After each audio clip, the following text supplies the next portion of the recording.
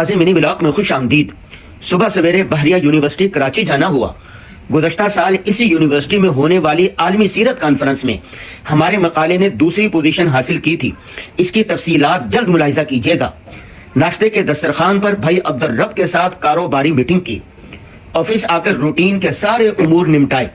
دفتری کاموں سے فارغ ہو کے روزنامہ جنگ اور دیگر اخبارات و رسائل جرائد کے لیے ہفتہ وار کالم لکھا۔ یورپ کے سفر کی رودات کے چند صفحات بھی لکھے۔ یہ سفر نامہ عنقریب کتابی صورت میں شائع ہوگا۔ مارکیٹ جا کر نومولود نواسے سالار کے لیے بیبی واشنگ مشین اور بیٹی کے لیے ڈنر سیٹ خریدا۔ ہماری طرف سے یہ انہیں گفٹ ہے۔ دفتر سے گھر جاتے ہوئے راستے میں جامعۃ الرشید کے شعبہ حفاظ ایجوکیشن کے استاد مولانا محمد رفیق صاحب اور مولانا فواز صاحب ملے۔ علیہ سلیق کے بعد کہنے لگے کہ ہم آپ کے غازی منی ولاگ بہت شوق سے دیکھتے ہیں۔ اس میں تمام طبقات کے لیے بہترین پیغامات ہوتے ہیں۔